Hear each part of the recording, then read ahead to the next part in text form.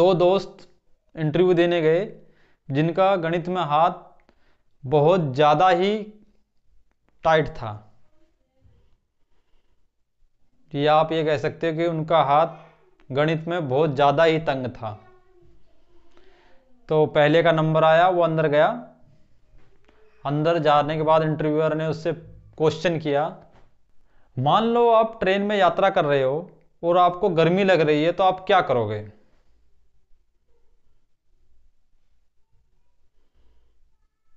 उसने जवाब दिया, सर मैं खिड़की खोल लूँगा।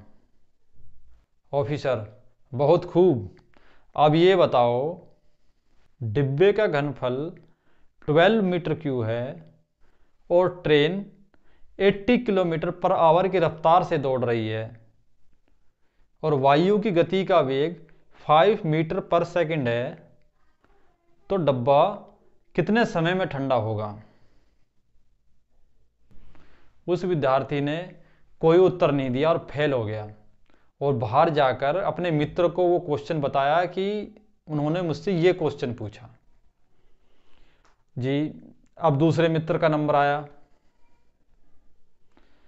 वो अंदर गया। उससे इंटरव्यूअर ने पूछा कि मान लो आप एक ट्रेन में सफ़र कर रहे हो, आपको गर्मी लग रही है, तो आप क्या करोगे? उसने कहा, सर मैं अपना कोट उतार दूंगा।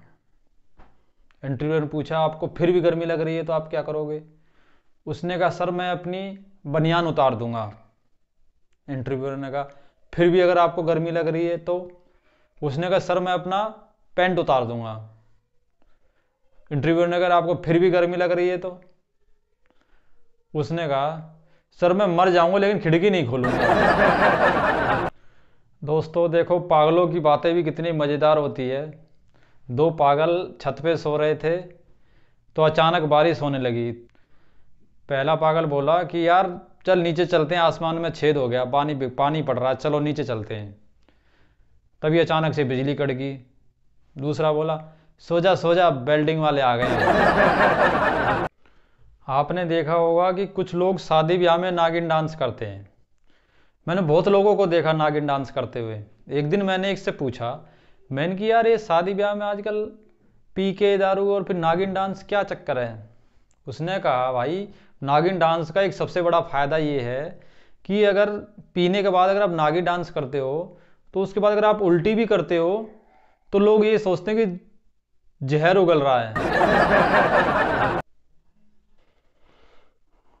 आज सुबह मेरा एक नया बंगाली दोस्त मेरे घर आया और बोला, आज हमारा घर भोजन है, आप सब आइएगा।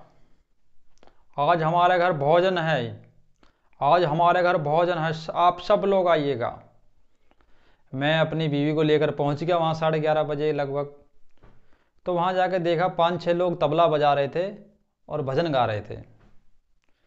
तो मैं वहाँ इंतज़ार करता रहा 3 बज गए। फिर मैं इंतज़ार करता रहा, 4 बज गए, 4:30 बज गए।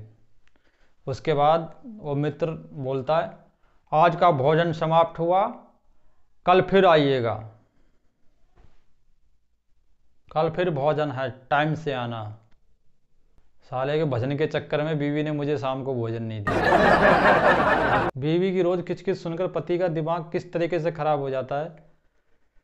पति रोज़ रात को शक्कर का डब्बा खोलकर देखता है और उसे देखकर फिर सो जाता है।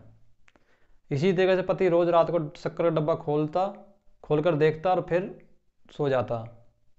एक दिन पत्नी ने परेशान होकर पति से पूछा कि आप रोज़ रात को शक्कर का डब्बा खोल कर देखते हो और फिर सो जाते हो? पति ने जवाब दिया कि डॉक्टर ने कहा है कि घर पे ही रोज़ रात को शुगर चेक कर लिया।